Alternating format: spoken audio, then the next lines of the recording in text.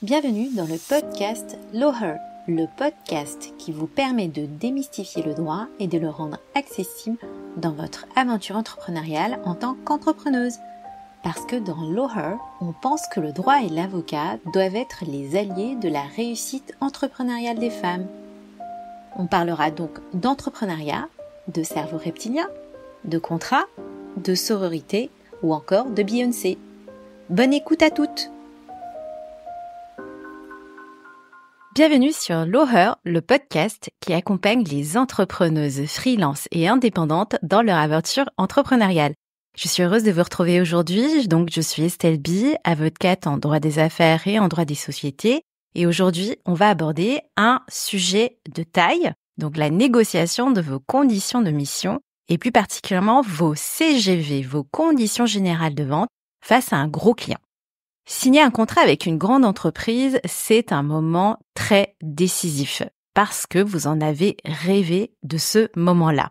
Mais soyons clairs, les négociations peuvent devenir vite déséquilibrées entre les exigences de ce gros client et votre tendance à vouloir absolument éviter les conflits. Vous pouvez très vite vous retrouver piégé par des conditions défavorables. Et si on ajoute à ça notre tendance à vouloir bien faire en tant que femme, j'ai nommé donc le syndrome de la bonne élève, la situation peut devenir encore plus complexe. Mais voici une vérité importante. Les CGV, vos CGV ne sont pas juste une formalité administrative. Elles sont votre première ligne de défense pour protéger votre activité, mais surtout votre trésorerie. Aujourd'hui, on passe en revue 5 conseils clés pour négocier comme une pro et garder la main sur vos conditions d'intervention, même face à ce très gros client avec lequel vous rêvez de travailler depuis plusieurs mois. Avant d'aborder complètement ces conseils, à mon sens, il est nécessaire de vous faire une petite remarque sur votre posture. Il est absolument nécessaire de travailler votre posture. Négocier, c'est surtout et avant tout montrer votre professionnalisme. Beaucoup d'entrepreneuses hésitent à négocier par peur d'être perçues comme compliquées. Mais rappelez-vous que dire non à une clause qui serait à votre désavantage, c'est dire oui à la pérennité de votre activité. Vous êtes une professionnelle, donc faire respecter vos conditions, c'est protéger vos valeurs, vos intérêts et également votre trésorerie, encore une fois. Alors, je peux vous donner ici en fait une astuce émotionnelle entre guillemets, donc ce que vous pouvez faire, c'est d'ores et déjà préparer des réponses types pour les objections qu'on peut rencontrer de manière classique. Typiquement, si votre client vous dit « on ne peut pas changer cette clause », vous pouvez très bien répondre « alors je comprends, mais pour que notre collaboration soit équilibrée, ces conditions doivent absolument respecter notre fonctionnement ». C'est ce qui m'amène à dire que le changement donc de perspective dans votre relation avec votre client est très important. Et donc tout de suite, en lien avec ce changement de perspective, premier conseil, vos CGV, vos conditions générales de vente, sont votre cadre de travail et pas uniquement une suggestion des conditions de travail. Vos CGV ne sont pas une option, ce sont donc légalement le socle de votre négociation commerciale, c'est-à-dire les règles de base qui vont venir encadrer les prestations que vous allez réaliser auprès de votre client. En droit français, ce sont vos CGV qui doivent s'appliquer par principe, et je le répète, ce sont clairement vos CGV qui doivent primer sur la documentation contractuelle de votre client.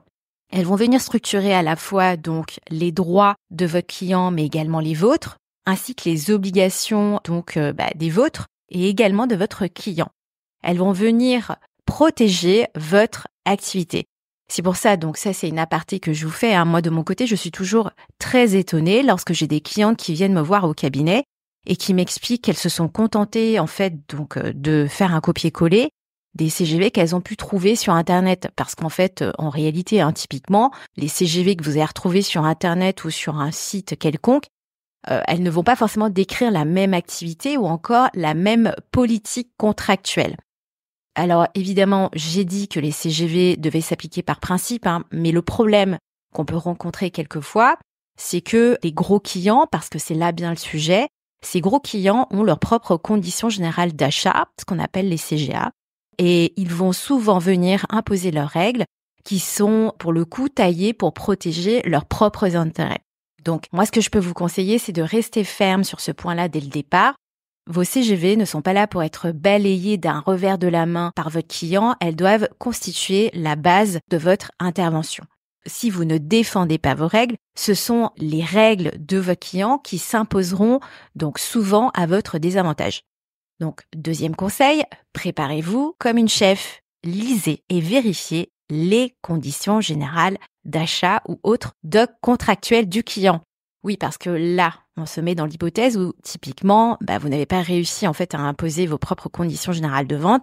Et pour le coup, vous allez devoir négocier sur la base de la documentation d'un contrat ou donc des conditions générales d'achat fournies par votre client.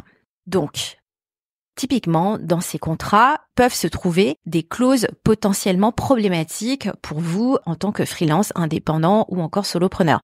Les risques les plus courants que vous pourrez trouver donc dans cette documentation contractuelle, ce sont typiquement donc des pénalités disproportionnées, par exemple des pénalités de retard qui peuvent dépasser vos marges, imposer des délais de paiement longs, donc 60, 90 jours, voire plus, ou encore intégrer des règles d'annulation déséquilibrées, qui vont typiquement leur permettre de rompre facilement le contrat, mais pas vous. Donc là, sur cette question de rupture en plus de contrat, je vous invite à faire extrêmement attention parce qu'en fait, en réalité, aujourd'hui, sur le secteur du freelancing, ce qu'on constate, c'est qu'en réalité, un certain nombre d'entre vous, en tant que freelance, vous allez prendre des contrats qui vont représenter entre 60 et 70% de votre chiffre d'affaires. Donc, imaginez le jour où est-ce que ce contrat se rompt facilement.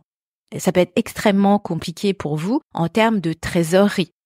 Et surtout, ça va devoir nécessiter un certain temps avant que vous, de votre côté, vous ne puissiez trouver un gros client qui puisse venir justement remplacer ces entre 60 et 80% de chiffre d'affaires. Donc, ma stratégie gagnante, pour que vous ne vous retrouviez pas perdante, c'est justement de comparer leurs conditions générales d'achat à vos propres CGV. Lisez-les attentivement et identifiez les incompatibilités majeures que vous aurez pu constater. Avec au préalable évidemment, et ça j'insiste, il faut absolument que vous ayez vous de votre côté vos propres conditions générales de vente et sur lesquelles en fait vous aurez bien travaillé vos propres conditions d'intervention. Deuxième stratégie, il y a la question aussi de la hiérarchisation de vos clauses. Donc quelles sont les priorités absolues? Donc moi, typiquement, ce que je conseille en fait à mes clients de faire, c'est d'être extrêmement inflexible sur la question des délais de paiement ou encore de la propriété intellectuelle. Donc ça, vous voyez, vous pouvez faire une espèce de gradation entre les différentes clauses lorsque vous irez négocier avec votre gros client. Et surtout, donc ça, c'est encore une question de posture. Donc il faut que vous soyez prête à chaque fois à argumenter sur chaque point que vous considérez comme étant défavorable pour vous. Troisième conseil, soyez intransigeante sur les délais de paiement parce qu'encore une fois, votre trésorerie, c'est votre oxygène. Pour les freelances et les indépendants, la trésorerie, c'est vraiment la clé de la survie. Pourtant, ce qu'on remarque, c'est que souvent les grands comptes, les gros clients, eux, adorent étirer les délais de paiement. Donc pourquoi c'est un problème? Parce que, je vous fais pas un dessin, mais je préfère quand même vous le rappeler. Attendre entre 60 ou 90 jours pour être payé, en fait, ça peut clairement vous mettre dans une difficulté financière monstre. Surtout si typiquement vous avez déjà avancé du temps ou encore des frais au nom et pour le compte de votre client. Donc, je vous rappelle ce que dit la loi. Donc, déjà en France, grâce à la loi LME, les délais de paiement, normalement, ne peuvent pas excéder les 60 jours calendaires, sauf accord spécifique dans le contrat. Donc, moi, ce que je peux vous conseiller de faire, en termes d'armes juridiques, c'est de fixer typiquement un délai standard de 30 jours maximum dans vos conditions générales de vente. Vous pouvez également insister pour inclure des pénalités de retard automatiques, donc qui sont forcément assez dissuasives. En général, on va pas venir les appliquer automatiquement tout de suite dès qu'il y aura un retard. Mais on va dire que c'est comme un levier de négociation que vous aurez face à votre client si typiquement celui-ci en fait cumule donc des retards de paiement. Si les 30 jours ne sont pas acceptables de la part de votre client, ce que vous pouvez faire aussi, c'est négocier typiquement un acompte plus important avant le début de votre mission ou encore installer, mettre en place des paiements échelonnés. Typiquement, je sais pas moi, pour les 3/4 de vos clients, vous pratiquez en fait un paiement d'acompte de 30%. Peut-être que pour ce gros client, imposer donc un acompte entre 50 et 60%. Clairement, ça peut se faire. Donc, 4e conseil, protégez vos droits sur votre travail. Donc, la question de la propriété intellectuelle, donc vous en tant que freelance, donc elle est non négociable. Quand on est freelance ou indépendante, ce que vous créez, que ce soit un logo, un texte, une vidéo ou encore un code, tout ça constitue un fruit direct de votre travail. Donc, ne pas laisser à ce gros compte, à ce gros client, une possibilité de s'approprier votre création sans une contrepartie financière. Donc, moi, ce que je constate comme erreur fréquente, c'est que beaucoup de freelances acceptent une clause un peu, on va dire, globale, donc une cession totale de leurs droits par défaut, sans exiger une compensation adéquate. Donc, ce que vous pouvez inclure dans vos conditions générales de vente, voire même demander à ce que cette clause soit rajoutée dans les conditions générales d'achat, donc c'est de prévoir une licence d'utilisation limitée au projet ou au client.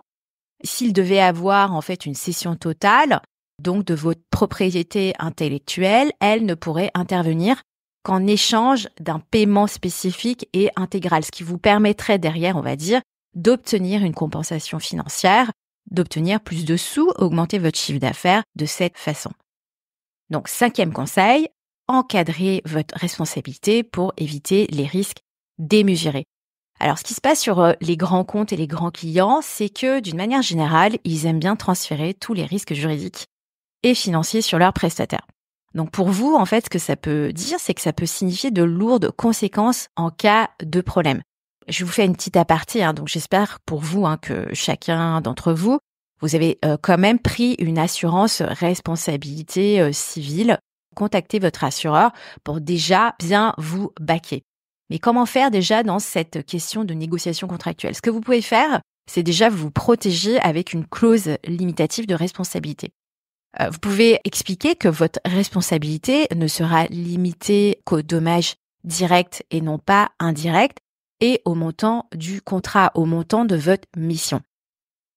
Refusez forcément les clauses qui vont venir vous rendre responsable de leur perte financière globale ou de leurs erreurs. Donc ça, c'est aussi un conseil extrêmement important qu'il faudra mettre en place dans la négociation de vos CGV, de vos contrats face à votre gros client.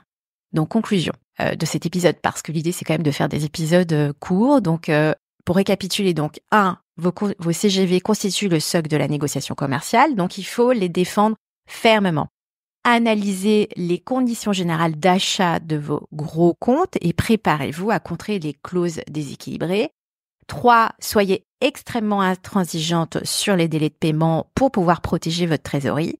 4, protégez vos créations avec des clauses adaptées sur la propriété intellectuelle. Et 5, limitez votre responsabilité pour éviter les risques excessifs. Et je vous rappelle, négocier, c'est construire une relation professionnelle saine. Donc typiquement, ces gros clients ont tendance à prendre des freelances et des indépendants sur une certaine durée. Donc en posant vos limites sur une durée longue, sur une collaboration commerciale longue, vous ne pouvez que être gagnante. Et si vous avez besoin de sécuriser vos contrats ou encore de préparer une négociation, voire mettre en place vos conditions générales de vente, je suis évidemment là pour vous aider si vous en avez besoin. N'hésitez pas à vous abonner à la newsletter via le lien dans le descriptif de l'épisode. Merci d'avoir écouté l'horreur. Si cet épisode vous a aidé aujourd'hui, partagez-le avec d'autres freelances ou encore d'autres indépendantes qui ont justement des collaborations commerciales avec des gros comptes. On se retrouve la semaine prochaine pour un nouveau sujet. Merci beaucoup, à bientôt et portez-vous bien.